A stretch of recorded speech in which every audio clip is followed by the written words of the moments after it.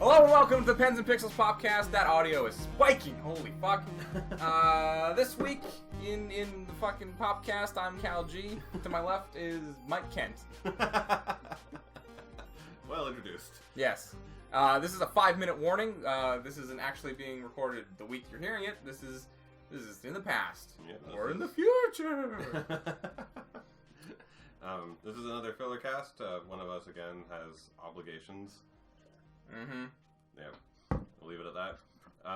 So we're going to be doing another 5-minute warning. You guys seem to like these. So we're going to pop up some questions, which I have to find a timer for.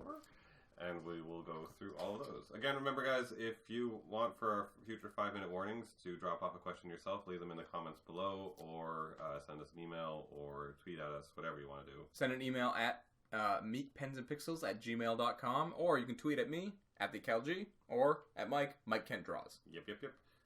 So we're going to kick this off with our first question. It's time for the 5-minute warning. When did you tell me this music was from again? Oh, it's from a remix of The Purge.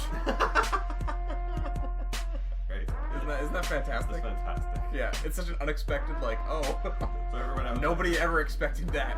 Everyone else out there, you just don't know It's the Purge planet, Morty. This is Purge. Okay, alright, okay, start the timer. Starting. With Uncharted The Lost Legacy receiving a $40 price tag and getting backlash, what is the right price for a game? So, like for a full, is that a full game or? So this is a DLC. Oh. That is, it's also they're saying Naughty Dog's saying it's roughly 10 hours long, like say in between 8 and 10. So it's a hefty piece, and that's like the length of like Uncharted 2, you know. Yeah, but Uncharted 3 wasn't 10 hours. I mean, they're like 20-hour games max. Yeah, no, but I mean like Uncharted 2 and 3 were like, 10 to 12-hour experiences, right? Yeah. So this piece of DLC is like almost a full Uncharted game, and they're charging $40 for it. It's like half of an Uncharted game, and yeah, they're charging $40 for it. Yeah, and that seems about right to me. Naughty Dog does great work. Again, I think this kind of falls to almost the quality of what they're releasing. So they're releasing Uncharted quality, which was gorgeous graphics, incredible voice acting, right, and to many people, good writing. And this time, actually, for this one, it was good writing, thanks to Mr. Neil Druckmann. Our little sweetheart, Neil Druckmann. So you're going to get some high-quality shit out of this, and you're going to get 10 hours of high-quality gameplay, and you weren't going to get any more Uncharted anytime soon. So you're getting this little droplet. So like for this is worth its price tag. But I do understand that complaint where people are like, why is this game at this price? It's not worth this price, right? So break it down into two components. For a full game, right, do you consider the current price tag of, let's just say 70 to round it out, because some are 80, some are like 60, We're Canadian, by the way, so we have to pay slightly more for video games. Yes. So like 70 is a good mid-range for most. I would say 70. AAA games out there. Like, do you think that's too high of a price tag for a game? I mean, with tax, some of these games are coming to like $85, $90. You know, like I bought Persona 5 and it came into like almost 90, I think. Did you get add-on stuff with that? Nope. Oh. No, it was just $90. Was it? Yeah. I just pressed pay. Yeah, exactly. Yeah. I mean, it's not something that like we're both adults with jobs and we don't really have to worry about like the cost of games necessarily. I mean, if we were buying like $300 pre-order bonuses or whatever, maybe. Or if we were buying games consistently, like we buy games. Well, I mean, currently this is a little bit more of a rare time, but I bought 3 in the last 2 months. But most of the time, it's usually 1 game every 2 months. Yeah, like I never really have a problem paying people what they think their product is worth. You know, like I think Persona 5 is worth that amount of money. You know, at least I love this fucking game. I think Horizon was worth this amount of money. Yeah. I'm sure there are some AAA titles out there that probably aren't worth $60. No, like I'm still pissed off I paid as much as I did for fucking No Man's Sky. No Man's Sky. Yeah. Like I'm pissed about that price. I see a lot of price complaints about smaller games, like when The Witness came out. Like it was, I think The Witness was like $40, and it's just this puzzle game where you walk around, and a lot of people are like, "What? That seems like too much." But it's like, I mean, price is so subjective. It's where you are in life at the time. And the quality of the game itself. I mean, like, if we just ignore, like, it's not right to ignore, but if we move on past, like, how much money a person makes as an income, like, does that kind of money hit your account in a way that's a little bit, like, ugh? And $90 is crossing a line. I mean, I know Persona 2 matters, but like even if I had paid $90 for Horizon, which I wasn't knowing, because Persona was going to be good in some way no matter what. Yeah. Horizon I didn't know, and 90 came up, I would be like, whoa, right? And I think I paid 78 or something like that for Horizon. I didn't do any of the add-on shit. Yeah. Which for that game was actually completely unnecessary. So like that price range was fine for me. But like if I had to pay 90 for Horizon without knowing, I was like, right? And then I think Mass Effect came up to over 80, and while it didn't turn out to be the greatest Mass Effect ever, it was still a very good Mass Effect. Like that price tag again was fine for me because I was like Mass Effect, right? So it's so subjective on the quality of the content. That's the thing. It feels like it's so different for people. You know, like if you are on a tight budget and you want a game to last a long time, you pay $90 for a Persona, you get like 120 hours out of it. That might be worth it for you. But if you went and bought fucking the new Gears of War, Gears of War was like 9 hours, and it cost then that's a good one. $75. And does timeline make the price more different? Because the last 3 games we played are over 40 hours minimum, right? They're like, you really get your like bang for the buck. Right? And I really did. Like after I played them, and I played Horizon for like fucking 60 hours, and then Mass Effect for 90, and now I'm gonna play Persona for like 120. Price paid. Yeah, like for sure. Done, and the experiences have been so like I haven't had this much fun in gaming in years. So much great content in one shot. Does time length make a difference? I think to me, yes. I think it does. I don't always think necessarily. I'm thinking back to harken back to the One Up Yours days. Garnet Lee had a quote where he said like he'd pay like $1,000 for the Journey experience because it meant that much to him, and like obviously not. I feel like he was being a bit hyperbolic in that situation, but you know, different things are worth different things to people. I think that gaming is getting maybe like a little too pricey when it's getting into the $90 per game side, but I think the range of stuff we have, like we have indies that are $15, that are $10 that you can spend. Like Salt and Sanctuary cost me like $15, and I spent like 45 hours of that game. I was playing for like 3 weeks when you came over. So yeah, but then in the contrast, like how much was Firewatch? It was like $30, wasn't it? Yeah. And that felt too pricey for me for what that game was. And we both love Firewatch. Yeah. But like that's the price tag for a game that was just a walking simulator.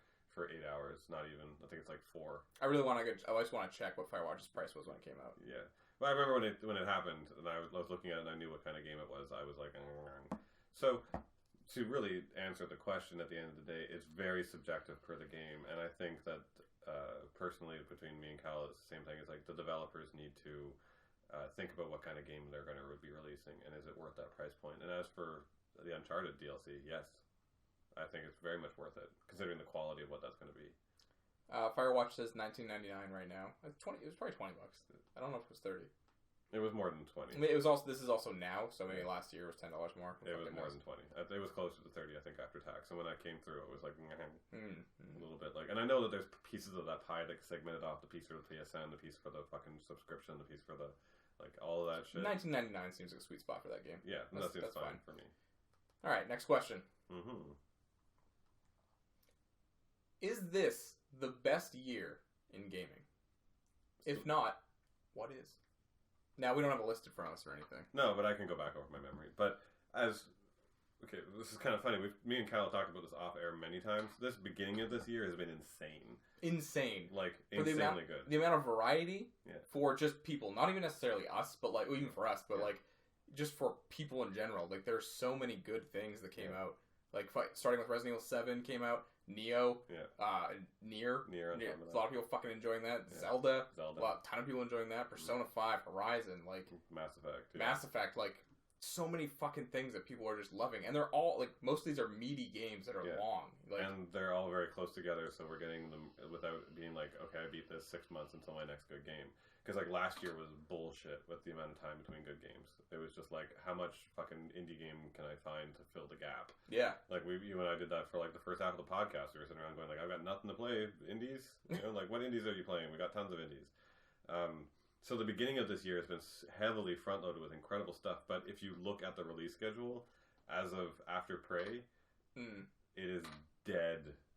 There's stuff coming out like later this year we know about, but it's not interesting to us. No. Like there's Call of Duty World War II. Yeah. People seem excited going back to that. Battlefront, the new Battlefront, people seem excited about that. Fucking Destiny 2. Yeah. Like there is stuff to be excited about. We're just not. No. And we're as you're right. Like we're not just not, but in the way that like Zelda or Mass Effect or Horizon or fucking Persona have resonating. Like you drop that name and Horizon doesn't count in that list, but had like that resonating. Like, oh my god, I'm finally getting the next. Like there's nothing like that coming out for the rest of the year except for Destiny 2. Yeah, maybe. and even that's and like even then for that lukewarm. Yeah, so like this is the best start of a year I've had in a long like time, a decade almost. Yeah. Is it it's the best? I think it's the best year in this console generation. This console so generation, far, no for question sure. asked. No question asked. Yeah, it's the best start. Like the PS4 is getting its stride on finally. The devs are trying to release the games that were meant for this console. As for previous years, 2007 always sticks out in my mind because I know BioShock came out that year, and there was a lot of other good ones. I remember 2007 is a great year too. Had a whole bunch of shit. There were a couple of years in the past too. I mean, for back in the PS like 1 days, the time around Final Fantasy 7 was an amazing time. But the big year was actually the release of Final Fantasy X Kingdom Hearts. Oh yeah, they both came out really close to each other. And there were a ton of really great games that were coming out from small Japanese studios. I think Threads of Fate was around that time. Dark Cloud 2 was around that time. There's a huge list. So like that generation doesn't fall into 1 year because I know it passed over the Christmas season over to the next year. But there was a year span between those two that was fucking genius. And I remember picking up every PlayStation magazine being like, what else is coming out? I can't find them all. Like, it was so good. 1997, a lot of people are saying, apparently, because it has Castlevania Symphony of the Night, GoldenEye 007, Star Fox 64, Final Fantasy 7, Grand Theft Auto, Gran Turismo, Street Fighter 3, Tomb Raider 2, Tekken 3. Yeah, that's all pretty good. Yeah, that was, like I was saying, the Final Fantasy 7 year was a really good year, too. So there's been a lot of great years, but this is shaping up as one of the best starts in gaming for a long time. I can't remember a time when it was this condensed in this like just packed area. Like I still want to go back, and I've got to play Resident Evil 7 still. I want to play Nier. I want to play. I kind of want to play Neo. I want to play Mass Effect. Like there's all the games that came out. Like I'm at least vaguely interested in them. You know, like even after I'm done with Persona 5, and despite my interests don't really fall into a lot of those games, I'm actually very excited. Or medium excited in comparison to play Prey, even though it's basically Skyshock or Space-O-Shock. Space-O-Shock, yeah. But I'm still very interested in the game because it does look really neat, and I hope it does turn out to be very cool. Fingers crossed. Yeah, and hope against hope that Destiny 2 accomplishes all the goals it didn't achieve in the first one and makes me come back. Like that's maybe a 10% chance, but yeah, I hope, and if it does, yay. And we still have E3 coming, and I think there's going to be a couple things announced at E3 where they're going to be like, it's this year, it's coming out like November. Oh yeah, I think we're going to get a couple of shockers. Yeah. So I think this year is going to shape up to be the best year for this console, no questions asked. It's the best year of gaming I've ever had. If we go through with the current slate, plus maybe a 2 spontaneous, oh my god, that's coming out. It's got to be like top. Yeah, I mean, just with Horizon and Persona 5 for me, it's got to be like top 3. Top 3? No, I would say top 5. Yeah, for sure. Top 5 years. Yeah. Real good. Is the time? Sorry. Oh, yeah, wow. I was going to say we're right done. Okay. Hey, watch out. Next question. Question that is next. Could we ever see Peripherals come back in a big way, like when Guitar Hero and Wii accessories were huge? Maybe with VR? Yeah, so that's the sorry, what's that called? Like the caveat for the whole thing is no, we will never see physical devices in our house. So that, like you see a PlayStation hooked up at some like hardcore gamer's house, and they've got like the guitar system in the corner, and then the balance board, and all that shit, and the mat down for DDR and all that. Like those peripherals, no, those will never come back ever again. We don't want that gear in our house. We don't. Tech is always getting smaller, more refined. There's got to just be like a fucking like a Value Village just full of like old guitars. Just go right now. They're there. We're there right now. There's like a landfill waiting to happen. Yeah, pretty much. And like the fucking DJ one and the drum one and like fuck everything. The amount of Wii sticks that actually were in there for a long time. Oh yeah, fuck. No, like we'll never see those peripherals. If you look at technology in general today, it's always about making it more compact and more like about being all in one, right? We want less cords and less devices and less things. even look at fucking VR in itself. Like we want less than a headset, and the idea of having like this whole kit that you have to sit in like a swing that's going to make you be able to walk in place or some shit. No one wants to set that up in their house. They want to walk That's around. the thing, yeah. Like the experience could be more immersive and cool, but it's like I also don't want like a fucking jungle gym. Yeah, and like we have a long way to go before we tackle how to walk around a room and not bump into your fucking dining room table every time. So like. Augmented reality is going to be before that, and that's where our peripherals are going to be. Like, if you're going to have sticks, it's going to be gloves you're wearing that are going to mimic sticks in your hands in the virtual world, or you're going to just hold those two sticks even more like current, and then like do something with those. But we're not going to be getting back into the guitar days. It's VR will be the next thing. It's going to be a virtual guitar. It was even shocking that happened to me. Like that it was so ubiquitous, and everyone just had a guitar in their house, and like. How is that so shocking? It made total sense. No, because it is this big plastic Fisher-Price looking guitar. It's just design-wise, I was baffled that people thought that was cool. Just like that thing looked like the guitar that you had as a 5-year-old, and they're just like, "Hey, look, you might be a guitarist when he gets older." Like, yeah. But no, they were baffled. Like if someone came, like if I'm the man at a board meeting and I got a mustache and I'm balding and I'm like, why is this always the man you picture? Because this is the man in charge of every company. And he's fucking, and they're like, okay, look, we got this fucking Fisher-Price looking guitar, and everyone in the country's gonna own one. And you're like, I'd be like, what? No, there's no way. Like, there's no way the masses are gonna buy this, and they all did, But it was the easiest way, because one, you're not staring at it the whole time, but it was the easiest way to let everyone's dream of being a rock star without having to learn how to play guitar. Like, that's the genius behind it, right? Oh yeah, it was just addictive to play. Like, it was fun as hell. Yeah. And it was a great way to get people involved in gaming again, because we were approaching faster and faster, less players in a game, and more single player content and or online content. So like this was this weird break where someone came in and was like, "This is the last thing we didn't do before you all go and hide in your holes." Like, this is the last time you guys can interact in the same room. Yeah, pretty much. And they did push it too far when they eventually like have the whole band, and I'm like, no one's doing that. I never did that. I don't know many people who did, but Rock Band sold well enough to have like 5 sequels and a Beatles spin-off and a fucking... Now, here's the interesting part. Sum 41 spin-off. I don't know if they did that. The only song anyone ever did was that stupid fucking Wind and Fire one or whatever, fuck. Oh, Song of Ice and Fire? Is that it? Yeah. That's the only song everyone did. By Drakengard? I don't know their names. I've heard that song so many fucking times. Yeah, that one? Yeah. Yeah. That's the only one everyone played. That was really good. That was my rendition of whatever that fucking band is. Does Bill and Ted do that? Yeah. It was kind of funny as an oxymoron to it is like the whole not playing in peripherals thing. At the Blurry Pixel, which we host our art jams at every second Thursday of the month. Plug.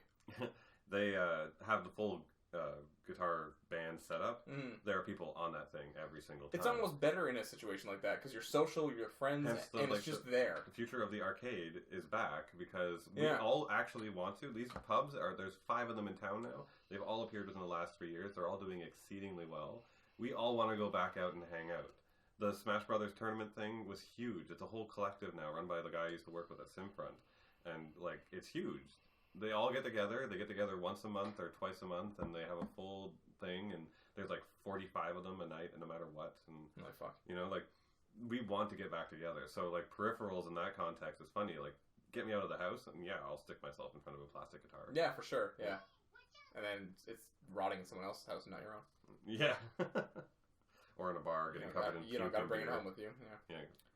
Oh my god, I couldn't imagine like at any of these game bars. They drink. Like I've seen them drink, and I've seen a few people a little bit drunk. But since they're all nerds, none of them get like bro in jeans and a baseball cap smashed at a pub somewhere. No one's getting rowdy. No one gets like smash. We're all respectful. No, they're just fucking nerds. Like they don't want to be there for that. We're just fucking nerds. All right, next question. That sounds like you were fucking nerds.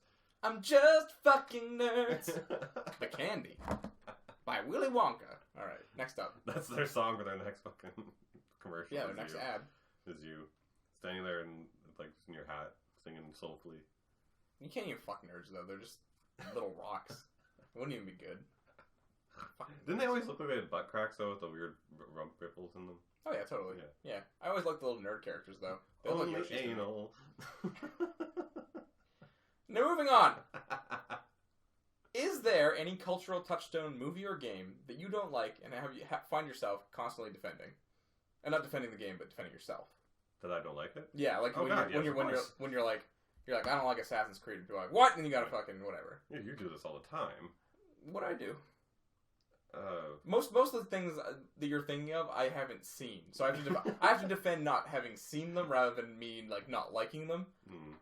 And most of the times when people just ask me if they're not Mike, I'm like, oh yeah, I've seen that, or not along with the conversation, not knowing what they're talking about, because it's easier than being like, oh, I've never seen every movie ever. The big one that stands out to me because I'm a horror fan is I don't really like The Shining that much. I hate The Shining. I hate that movie. Mike got really excited for a second. Because Jed fucking worships it. He even watched that stupid fucking documentary that's breaking it down about how intricate it is and how important in the psychological... Fuck that movie. It's not... I personally cannot enjoy it. I appreciate the thought that went into it and the way it was filmed and stuff, and like they made Cronenberg bullshit. Fuck it. They make sorry, people out there who love it, but no. Not Cronenberg. Oh no, Kubrick. You're right. Kubrick. Yeah, Kubrickian bullshit.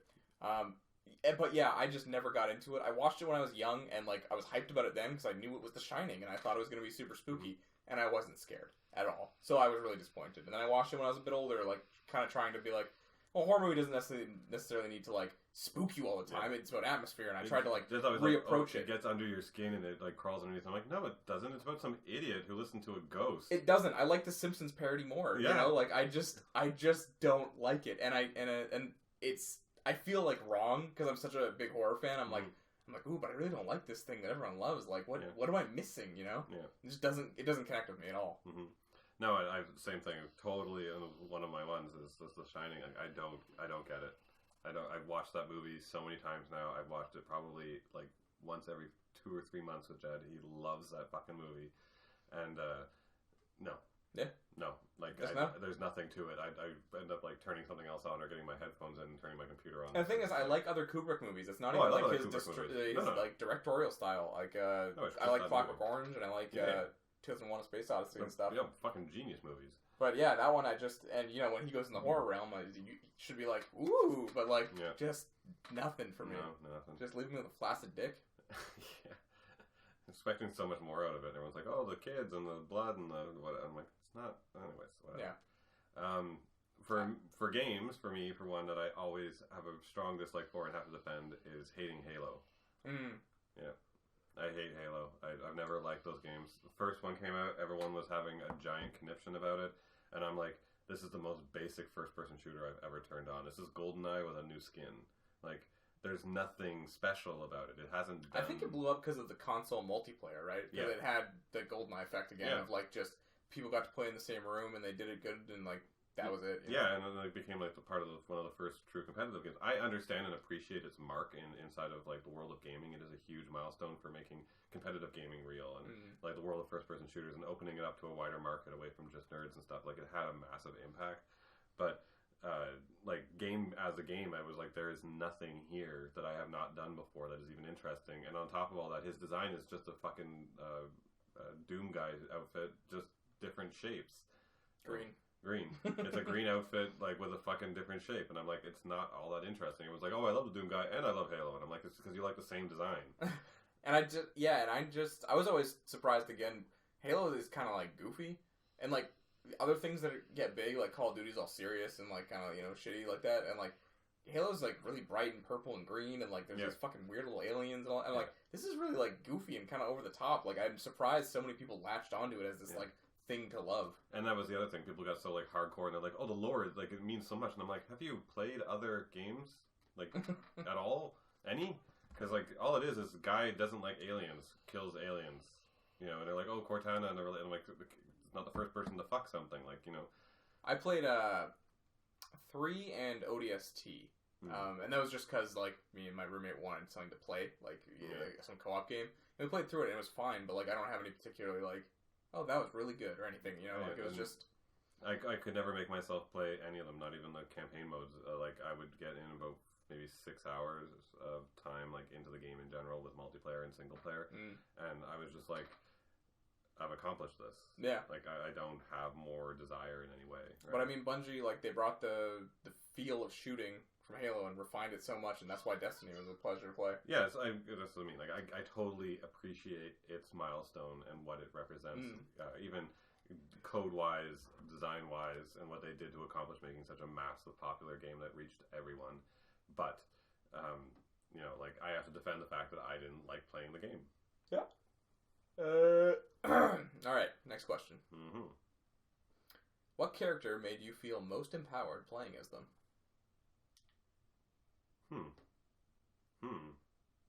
And I think this could be anything. I don't think this necessarily has to be like, I felt powerful as Kratos. No, but there are some of them where like their campaign, you feel like, I mean, actually, I don't want to just use a most current example, but recently Horizon, she made me feel so powerful. The story of Elizabeth Sobek and what she was as such an incredible human being, and the impact she made on saving the world and changing the world, like that entire story, I was like, what an incredible human being. And I am right now, because I put myself in games a lot when I play. I lose myself inside of my characters if they're good. Like, I am playing her now, and I am her, like, her legacy, and my connection is to be this incredible human being who's making a massive impact. Like, she made me feel really powerful as a person, but she didn't feel like a powerful character. Like, she knew how to use her tools, but she didn't, like, go around and be like, bah! Yeah, and I felt like, I get what you mean, though, because, like, I felt, like, empowered when, even in a cutscene where, like, when she's telling, well, you know what, I don't want to spoil anything for people who, she tells a certain group of people off at some point, and, that part, I was like, yeah, like, that's really good. My two were, one is, The Walking Dead, the first season from Telltale. He plays Lee, and you're protecting, what's her dumb bitch-ass name? You're protecting the little girl. I want to say Carmen. It's not a name. Why I don't know the character's name anymore. Lee is protecting her, and I always felt empowered as him because at that point in the Telltale formula wasn't like beaten to death. At this point, it was the first one that did it, so like everything seemed like it mattered. Every choice seemed like really like impactful. Like maybe I'll die, and then maybe she'll die. Like who fucking knows? But so I always felt very empowered when I made the right amount of decisions, got to the end of the episode, and I was like, okay, we're both alive. I got it with her, and I got my other buddy, my other Walking Dead buddy. The other 3 people died because I made a horrible mistake, but that's fine. But it always empowered me. Like, I always felt like that. And that's just a choose-your-own-adventure game, you know? It's not like... That's a good one, though. Yeah, so that was one that always stuck with me. Easy answer is Dante in, like, Devil May Cry 3. Like, just... I don't feel as much with Kratos because Kratos isn't as like agile. The Devil May Cry is so much faster going all around. Like I feel like, but they conveyed that character a lot too with that sheer raw confidence of just like there's barely anything that can kill me. So like let's just go have some fun. Yeah, exactly. You're like just juggling people, shooting them up in the air, and spiraling down, and then you hit them with both your swords, and you're switching between like 3 different weapons, and it's just like madness on screen, and you're just controlling the battlefield every which way. Like the 2 ones that I had a good investment in, for one you probably can agree with, is Shepard. Like when he died in the second one, they brought him back, and they were also like clamoring to bring this being Shepard from Mass Effect. For anyone wondering, sorry. Like Mass Effect 1, 2, and 3, more 2 than any of them. Like they were clamoring to bring him back and make him. He was such this important human being, and he had this connection to like. Yeah, you felt important in those games because like, you were a Spectre. Without Shepard, and not even like being a Spectre made you feel real important. And everyone treated you differently because they're like, oh fuck, you're a Spectre. But then when he was like this guiding light and the only thing that like the tip of the sword to fighting off the Reapers. And there was this person at the end who was given the choice to decide what happens to the universe. You felt like this extremely powerful, important being. Gameplay-wise, like, you had powers that everyone else had at the end of the day. There was no real and you shot a gun real good. Yeah. Like, I didn't get, like, a sense of human power from him, but it was still conveyed even in the fights because he was, like, the Spectre. He was good enough to, like, use anything and use all weapons and any power. Yeah, like, he was, I think that actually is a really good point, because, like, that game starts you off as, like, you were the first human Spectre, and like this is a big deal, and you need to prove yourself, and you're kind of a nobody at that point. Like you're Shepard, like you know, and you're like a new Spectre too. Yeah, exactly. So then after the course of this game, by the 3rd one, people are like, "Oh my god, that's Shepard." People talk to you like, "Oh my god, you are the Shepard." Like you're the one who you defeated the fucking Reapers in the last game and all this shit, and they remember your accomplishments. And they're calling you that, like you are the Shepard, and you even go around and you can do ads for yourself. Yeah, you go to shops and stuff, and they're like, "Oh my god, if you do an ad for us, I'll give you all this shit for free or discount, whatever the fuck." And, like, shit like that is just, it's so little, but it does go a long way for you being like, wow, people know me. Like, you know, I did something for this universe. They did do a good job with actually that component in Andromeda. Like, being the Pathfinder really felt important. And when you meet the other Pathfinders and stuff, like, they treat you with such honor and respect and what that means for saving their lives and actually surviving in this place. it felt really cool. Plus, you actually get powers based on the fact that you are a Pathfinder. My last one is also a completely personalized, made-up character that the game did a really good job. And again, this is BioWare with their incredible humanoid writing, because it's all about conversation with BioWare games. It's called Dragon Age Inquisition. Being the Inquisitor, by the end of the game, when you're actually in your fucking castle being the Inquisitor, like literally passing laws, and people are like dragging prisoners up to you to judge, and you're like, you die or you go to prison and shit. That sounds satisfying. It was incredible. I felt like this incredible human being, and suddenly all the governments were starting to come to my castle as I was building my army, and coming in and trying to make deals with me. And I actually had this like key in my hand that had this power to warp time and reality, the only thing that could save the world. Like, they put you on such a pedestal that I was gonna say, you sound like Omega level mutant. Yeah, you are. Like, you're just, you can literally go sit in your castle and just pass judgment, and everyone wants you. Everyone wants your resources. Everyone wants you to come save their lives, and everyone's like going like, "Oh, the Inquisitor, the Inquisition is such a big deal." I never felt more in charge and more like a king of an entire country in any game ever than Dragon Age Inquisition. Everyone wants that dick. Yeah, and I was actually one of the dragon people, so I had a giant dick. You were, even more so then. That was all Bull kept talking about, and he was like my romance choice, like the male me, basically. And it was always like, all of his comments were always like that. Like, girls like going to go for a bounce on my big dick, but I also put boys on there, and I'm like, okay. Okay, Demon Bull. Yeah. It was literally a line. It was like, he's like, I like the girls that go for a bounce, but I'll let you go too. And I'm like, you'll let me? Yeah. I hold the Infinity Stones. Alright, next up. What character made you feel... No, that's the same one. How often do you step outside of your comfort zone of movies, games, and comics? Not often, but I do. Not super often. The best example that I ever did, and honestly, is, The Binding of Isaac. Binding of Isaac is one of my favorite games of all time now, in case you have never listened to another episode where I've said this, but it is. And fucking, I saw that game get played many times before that. Thought it looked like shit. Didn't think it looked fun. It came out on PS Plus. It was a free game. I'm subscribed to PlayStation Plus, where it gives free games every month.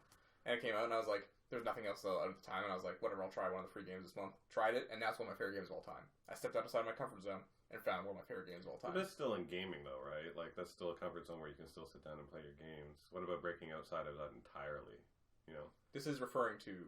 Just games? Games, movies, and comics. Just in games, movies, and comics? Or yeah, outside like, of games, movies, and comics? No, this isn't like, do you go skydiving? This is like, you know, for me, like, you watch a lot of horror, but have you ever watched, like, a romantic comedy? It's not... What do you think this question is, Mike?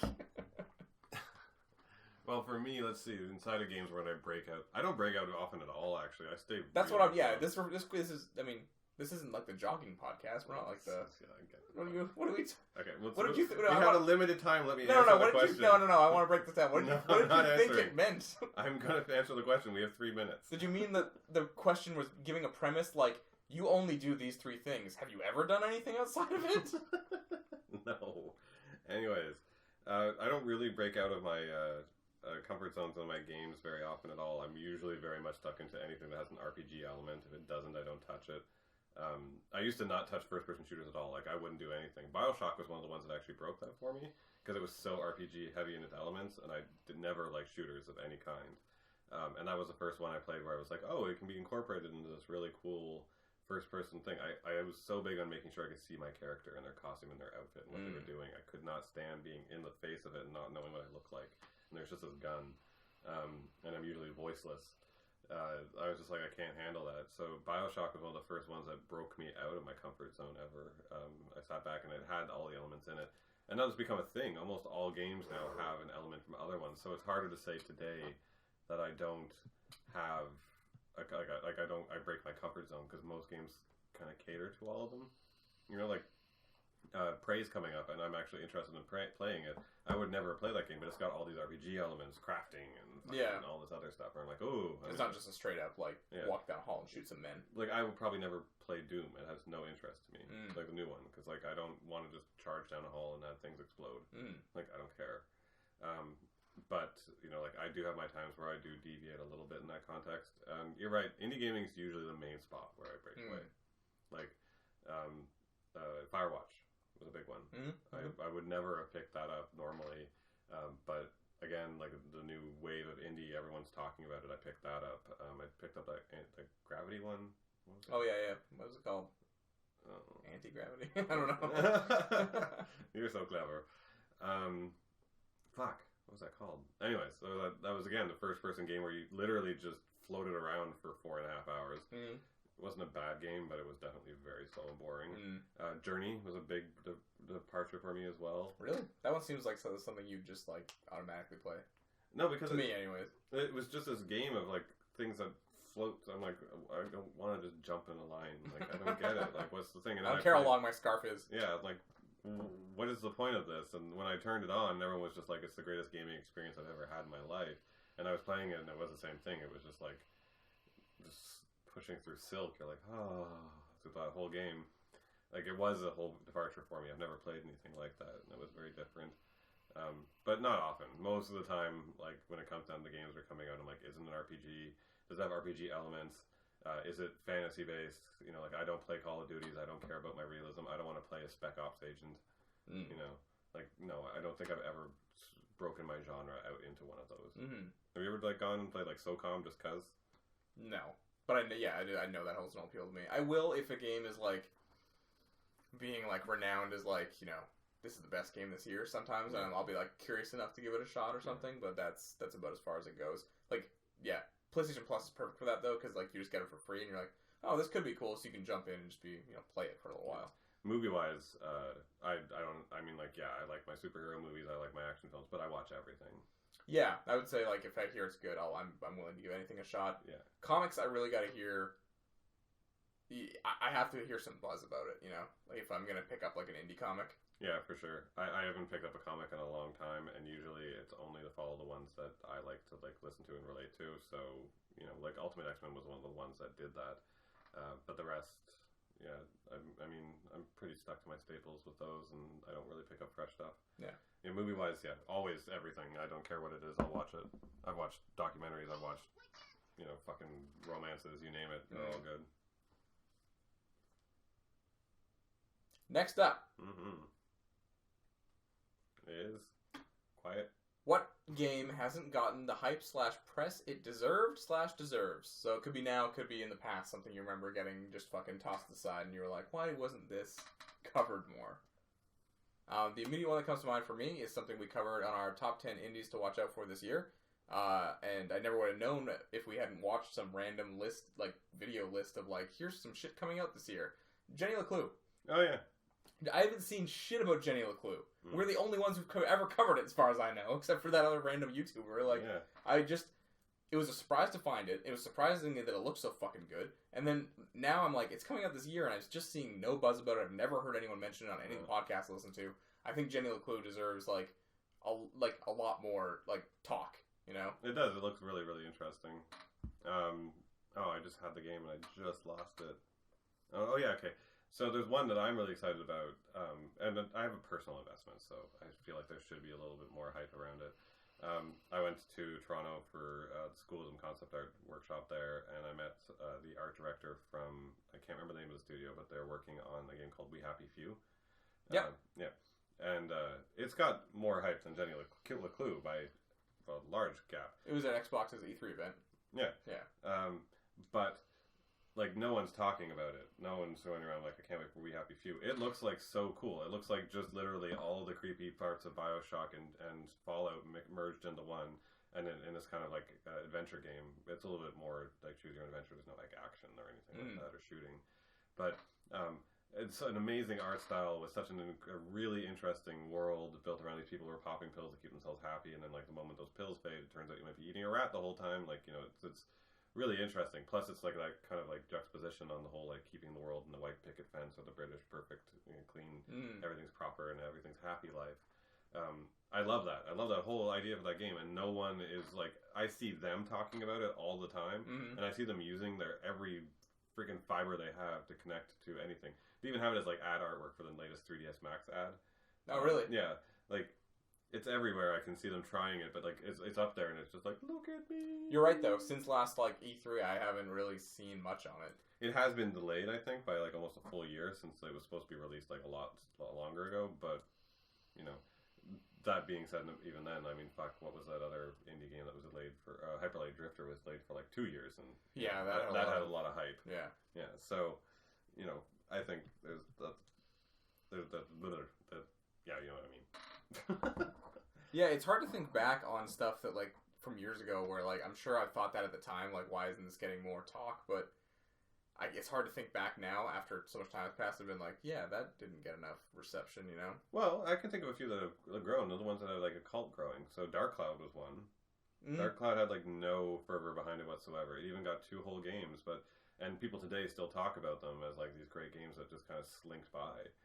And it should have had more fervor, and it should have kept growing. Yeah, I mean, it's hard for me to even, like, think about that era, because, like, I had one friend who gamed, and, like, I read gaming magazines, and, like, it was, like, it got covered in there, so to me, it was, like, someone talked about it. Jade Cocoon. You know what I mean? Yeah, no, it's no Jade Cocoon. Yeah, for sure. Legend of Dragoon's a good one. It had one title, it was a huge hit, and it had its fervor at the time, but then as soon as that finished, and it was actually shot between 2 releases in that year I was talking about amazing releases, it didn't get the hype it deserved to continue the series on and let it keep breathing. Right? I always feel like that one needed more. Parasite Eve kind of falls in that category a little bit. Yeah, well, I mean, I feel like that's always been kind of like a under the shelf, like nobody fucking paid attention to it thing. Yeah. No, it's surprising it ever even got a sequel. But again, it's one of those ones that needed one of those kind of fervor behind it. There's a lot of stuff actually from that generation that needed more attention. There was a Radiant Story or Valiant Story or something like that. Oh yeah. That was like Square Enix's apparently greatest masterpiece that like no one played. I think that guy who did that went on to do Final Fantasy 12. Yeah, I think, right? Yep. Yeah. But that game still, it's amazing, and like no one ever talked about it. That entire generation of like end of PS1, beginning of PS2, there was this weird gap of a lot of games that came out. It was a lot of Japanese releases, especially, that were just like unsung heroes that were still considered the great age of gaming, but like no one played them. So those definitely count as the ones that never really got sung. Is it just gaming that we were talking about? It could be anything. It was gaming specific. Yeah. Yeah. I mean, movie-wise, God, there's tons of movies, so I shouldn't do that. Yeah, I mean, everything I love never got enough attention. Yeah, Tremors didn't get enough attention. Gremlins probably didn't even get enough attention. Gremlins got enough attention. No. Gremlins is pretty well loved. All right. Move on. Next question, sir. What do you got for me? What is an anime that's begging to be made into a game? A game? This is a hard one because I feel like the ones that I want to see would be just fucking impossible to do. Well, I mean, the big one that's kind of done, I'm sure you've seen, is the Attack on Titan game. Yes. There's that 3D game. That needs to be better. It's not I've bad. heard it's pretty fun, actually. No, it's fun, and it's not bad. But it seems like it could be better. That's like, I want to literally, like, run along a rooftop, jump off, hook, and, like, get my physics going. Like, I don't want to just be, like, in a perpetual slide, non-stop. Like, I want the physics of swinging around this thing going.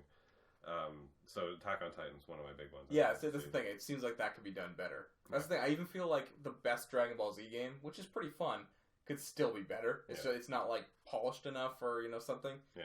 I would love to see like a Hunter game, like a Hunter x Hunter game. Oh. But there's really just no way. There's no way to capture Hunter by Hunter in a game. No, and there's no way that you could possibly like have like make your own Nen, and have like the idea you have and have every single option available to you. There's just no way. No. So it's kind of hard. I mean, you could do something like we both like My Hero Academia. Like you could make your own hero going to the school, but like you'd probably have to pick from like it'd be like DC Universe Online where you're like you're a speedster or you're powerful or you're whatever.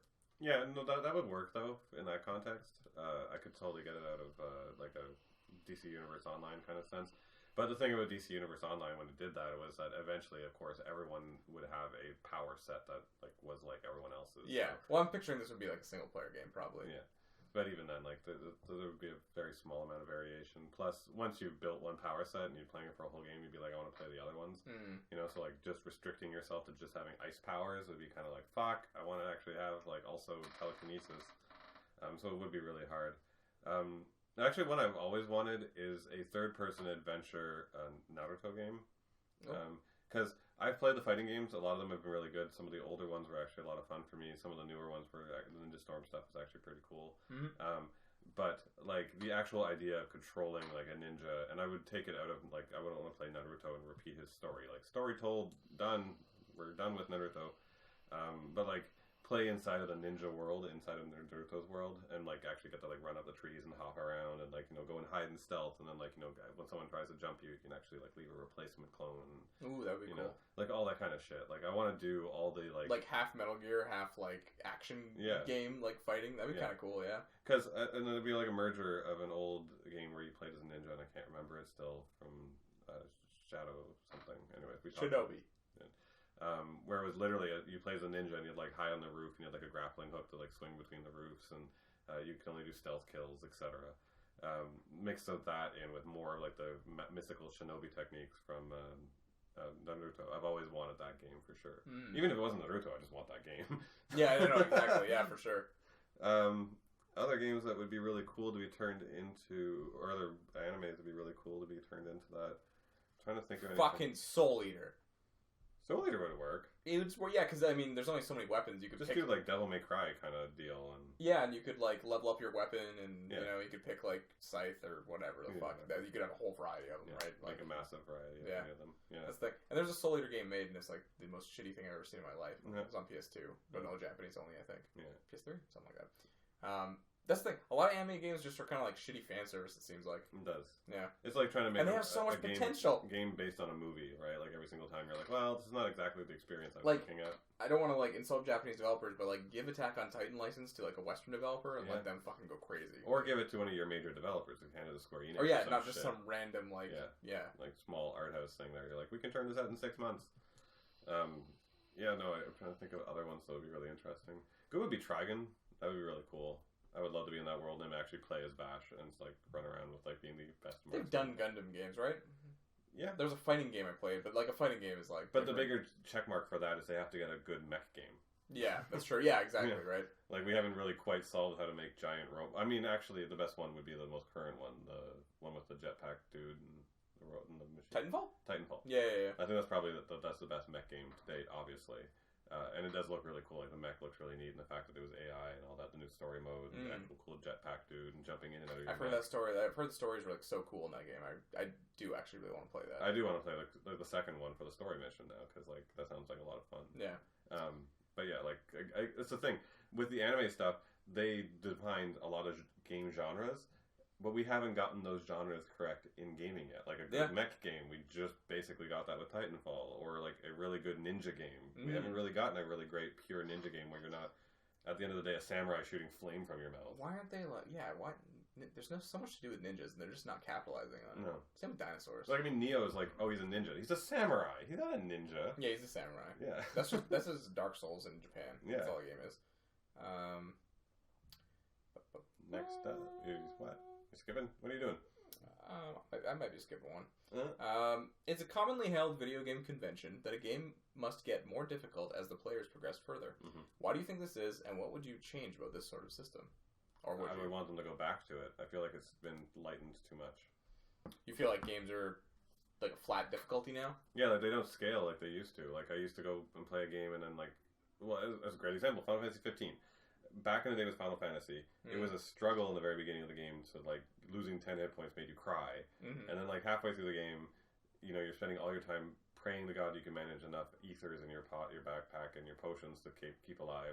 And then by the end of the game, you're powerful, right? But the final dungeon was like, okay, let's run around for 22 hours until I even bother going through the front door. Right? Yeah. And that was honestly the case. Like, you don't want to go in this place until then. And then you can actually grind the dungeon for a while before you go anywhere near that last boss. And then you can finally go after the last boss. Final Fantasy 15, you can bulldoze through that game. And I mean, like, the last monsters in the dungeon before the final boss were actually the most challenging. I was going to say, there's at the end of that game, there was some parts in that city where I was like, I don't want to go near there. No, like, that was a tough battle. There was, like the giant snakehead girls were really fucking hard, and then like the first behemoth in there was insane.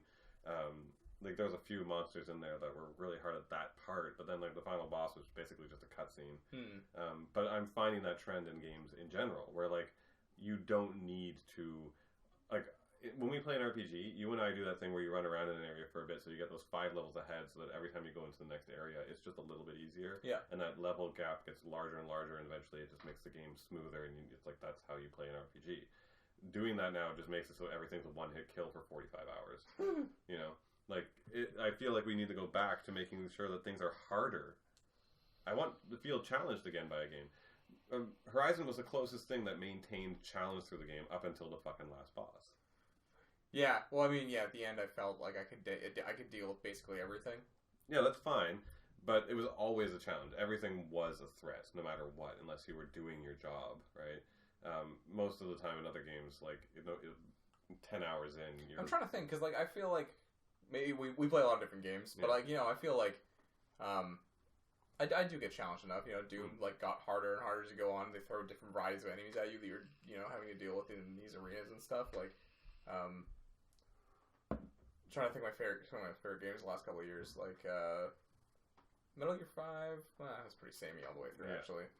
Yeah, like that's a good example. The original Metal Gear Solids, those bosses that came up, like I fought all of them like several times to figure out their mechanics.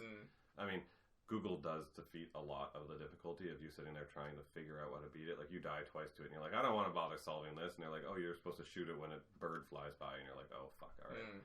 And then, like, the challenge is gone and you've gotten the mechanics. We didn't have Google when we were kids, though. Oh. When we were playing Metal Gear 1. Yeah, you're, like, running There wasn't much to do. over to whoever had a fucking strategy When guide. the screen flashed and it was Psycho Mantis on screen and the thing said Hideo, and you're like, what the fuck? Like, no, our neighbor had to tell us what to do. Like, that was what it was. Me and Cheese Toast Kid trying to figure that shit out. Yeah, and same here. I had lots of games where I was stuck on it for, like, 3 or 4 weeks until someone came along and told me the answer, or I found a strategy guide in the... Yeah, I have so little patience now. If I can't figure something out within, like, 10 minutes or something, I'm like, alright, I'm just gonna Google it. Like, that's just what it is. Oh, I don't even wait anymore. I'm just like, alright, who else figured it out? I like to give myself at least the experience of, like, okay, I really can't figure this out. Well, fuck it. Like, okay. Fuck, I mean, for anything, I always went right for it. Mass Effect, all of the fucking remnant technology places that you go into, like, have a puzzle that you have to solve in order to turn it on. They do give you decoder keys later on to help speed the process up, because it's a bit annoying because there's a lot of them. But they literally make you play a game of Sudoku to open it. Oh, fuck Sudoku. Yeah. And it's just with alien symbols instead of numbers or whatever the fuck it was. Okay. And it's literally Sudoku. And I turned this on, I looked at it, and I'm like, I'm not doing this. And I just found a site that had all of them in a row, and I was just like, fuck this. Like, I'm not playing When Sudoku. you were amping up to tell me the story, I was like, Mike, you're ruining your experience with gaming. You gotta, like, just take a little bit more. And then you told me a Sudoku, and I was like, this is the right decision. Through and through, Mike made the right call. And I'm gonna do the exact same thing when I play that game. Yep, you're just gonna... I'm not playing Sudoku to, like, turn on your fucking tower. No, I didn't buy Mass Effect to play Sudoku. No. That's dumb. It is dumb. That's really dumb. Yeah. Yeah, I don't know. I think you're right in some cases. Like, the new Tomb Raider game, I don't feel like it got more or less challenging as it went. It felt like a flat difficulty the entire way. Well, the first one did. Like, by the end when I was fighting the giant Oni, and the Oni were, like, horrifying for a long time, I was like, what the fuck are those things? By the time I got to that end of that game, I was, like, rolling everywhere and being like, oh god, don't hit me. I felt it. I felt challenged. It felt the same for the most of the game for me. Yeah, no, I mean, you're right, yeah. Like, there's few and far between. I also play games that just, like, I seek, like, Salt Sanctuary, where it's like, this game's kicking my ass for 45 hours, and Mega Man, shit like that, where I'm just, like, repeatedly playing it. I want it with the bosses, because, like, with, like, Horizon or any other game, I want that thing where, like, when I finished beating that boss, I was finally like... Because, like, hell, Devil May Cry 2 is an awful game. Yep. But that last boss was, like... What's the last boss in 2? It's when you go down to hell and it's like that angel thingy. Oh, is it Sparta in that one you fight? No, it's not Sparta. It was like this weird angel thing. I forget. But whatever it was. I only played Devil May Cry 2 once, so I don't know.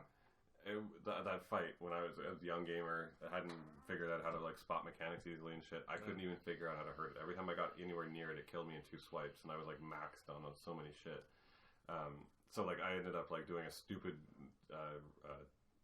strategy that was my strategy. Like I would back all the way to the edge of the entire arena and just keep dodge rolling sideways while I just unloaded my infinite ammo Ebony and Ivory at it, which made its health go down by like 0.1 every single.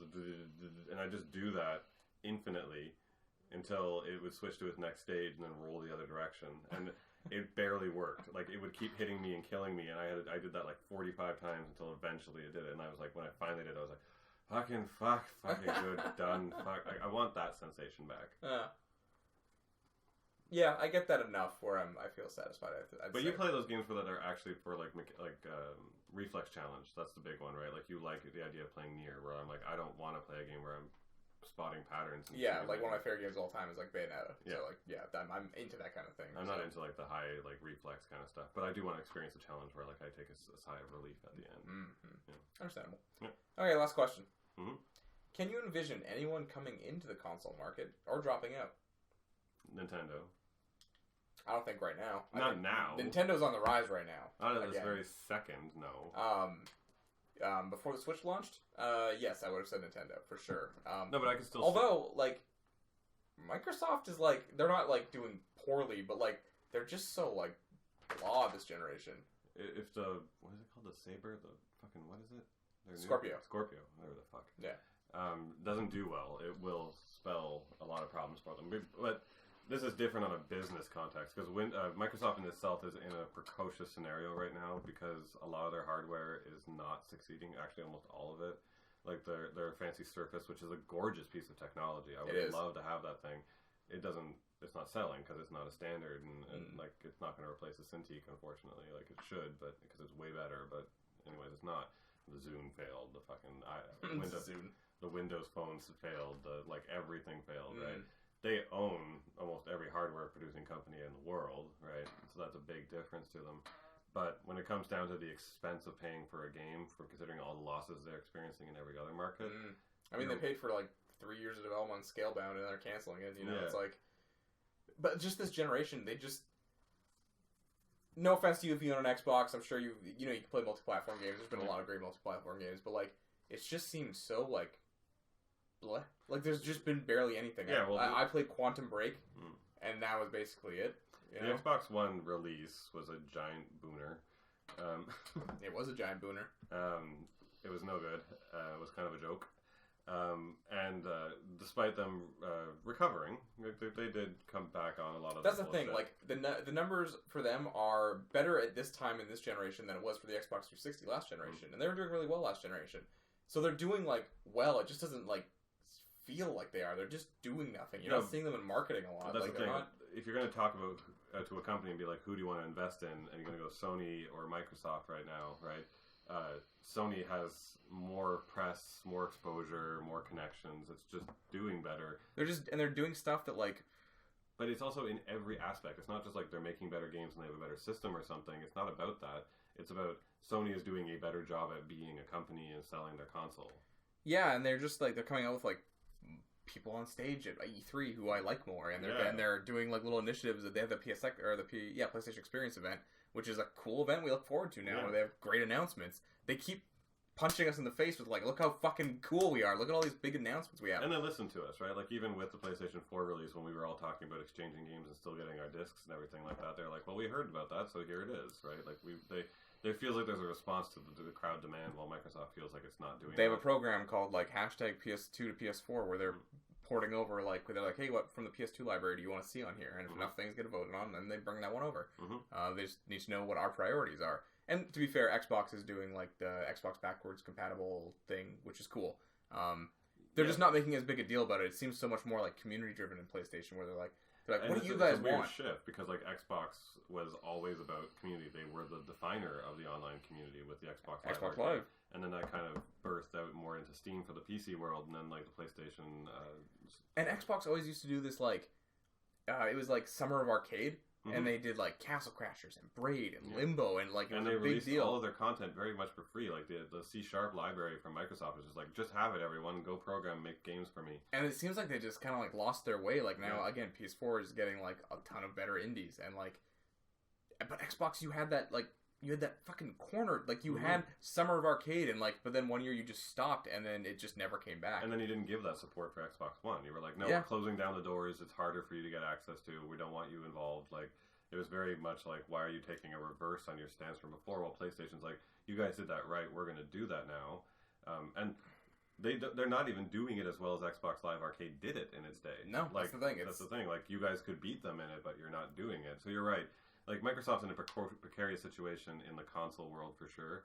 I still think that, like, despite Nintendo doing great because the Switch is doing well and the Zelda's doing really well, they keep making continually weird decisions. We only have 40 seconds left. Sorry. Do you see anyone coming in to the race too? Like adding? Yeah, like a fourth console. No, God, no. I think at some point Amazon might do something. Oh, that's a good one. They have Amazon Game Studios and they own Twitch. I could see them making a console where they're like, you press this button, you're streaming to Twitch right away. You know, that kind of thing. Like, they're the only ones. I don't, Apple's not going to do it. Samsung's not going to do it. No, another company. Amazon could do it. They have internal game studios where they're developing. They have Amy Hennig working on a Star Wars game. Then they own Twitch. Like, there's something there where they could just be like, boop, here's a console. You get all this another shit. one actually, if they ever had a spot in it, which they don't, it would be Google. Yeah. Google could do it. I don't think they have an interest in getting into that world. I think they just own the parts of it that they need. But they're like big enough and in good enough shape that I can see it. And they would do a good enough job that they'd make a console. So that's the last little argument on the whole thing is like, would any of these companies make something good? Samsung would just catch fire, so no.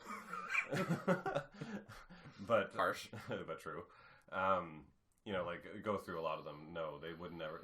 Steam tried to make a fucking console. They couldn't do a good enough job at making a good enough console to make it work. Like, yeah, that was all a mistake. Yeah, that was all a mistake. I don't think anyone else can invest enough money to break into that market in comparison to studios or companies like Microsoft that had the money to blow. Mm-hmm. And you're right, like Amazon and Google would be the only two that had the money that could invest into making a product that would be quality enough for us to want to invest into. Yeah, I think so. But I don't see... I see Amazon maybe possibly in the future actually trying that. Yeah, totally. I could see it. But Google, I don't see an interest. I don't. They're still the only one big enough to like... But they're just kind of try. like, whatever, I already own the internet. I mean, yeah, Google at some point is going to be like, we own everything, so whatever. All right.